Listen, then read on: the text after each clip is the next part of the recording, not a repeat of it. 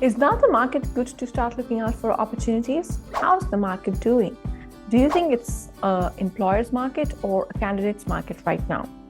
I get asked these questions very often, and in today's video, I'm going to break down to you what determines whether this is a good time to start looking out for a job or not. If this is your first time on my channel, hi, my name is Shub. I'm a Singapore-based job search strategist and career coach and a former corporate recruiter. So when I was asked these questions as a corporate recruiter, it was very early on in my career, and I used to think that these questions are there to check my market knowledge. And I would give all these stats and facts and figures, which industries are hiring, which are laying off, to impress the candidates. But as I progressed in my career, I realized, well, there's no particular time where the market is good if you don't know how to do the job search. The market is as good as the job seeker. And I've had clients in 2022 who did not get roles as fast as they hoped, even though the market was buzzing. Whereas I've also had clients in 2023 where the market was pretty bad. There were not a lot of opportunities, and they still managed to get great roles with big hikes. So let's break down what constitutes a good job seeker. And it definitely is not based on your competency. You could be the best person to do the job and still not get the job because you don't know how job search works. So there are three main things which determine whether you are a good job seeker or not. Number one is self-belief. Believe it or not, it is actually the biggest factor on how fast you're going to get a role. Some people get stuck in the cycle of thinking they're too old, too young, too experienced, or they don't have enough experience. They are a foreigner and all the roles are going to locals, or they are a local and foreigners are taking all their job. And they get stuck in this vicious cycle and start operating on that model. Your success in the job search depends a lot on your self-belief.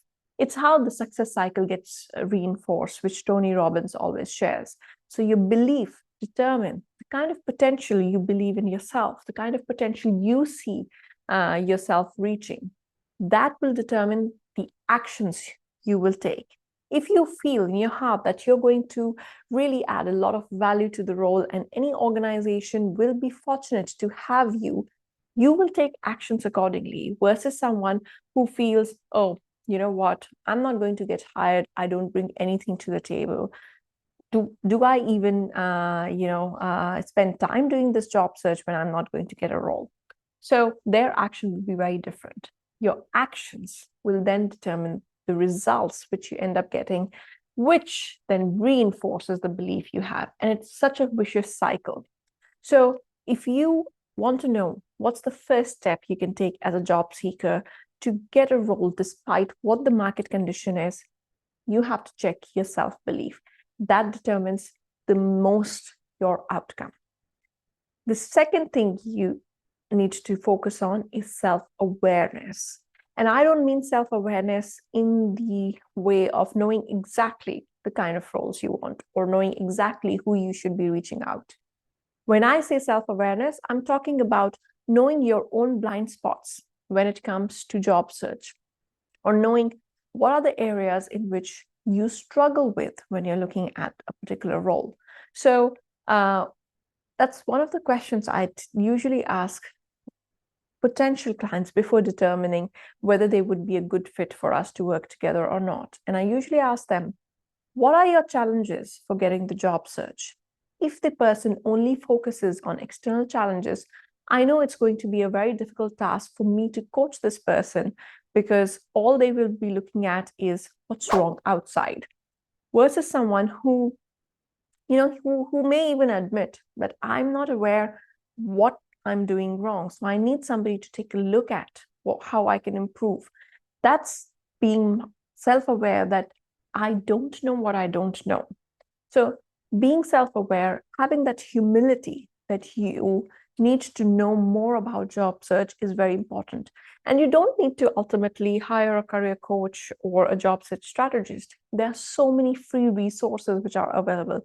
There are YouTube channels, there's a lot of content on LinkedIn, there's LinkedIn Learning. All these things can help you to then get the kind of role you want. The third thing is network. Well, networking is the absolute critical thing for your job search, regardless of how the market is going. So one of the things you need to start working on is thinking, who in your network can you reach out? When I work with people, they have a very narrow vision on what constitutes their network. Only people who they are very close to, only people who work in the same function as them. But that's not using your network extensively. You need to start having conversations with people who are from diverse functions, who may not be extremely close to you. They could have been your suppliers, your vendors, your clients, to understand what kind of opportunities are available for you. Once you take care of these three things for your job search, the market condition is a moot point because you're going to get success. So with that, I wish you all the best in your job search. And if you've liked this video, please do not forget to subscribe to the channel, as I will be sharing content very regularly on how you can develop your career and get the right job.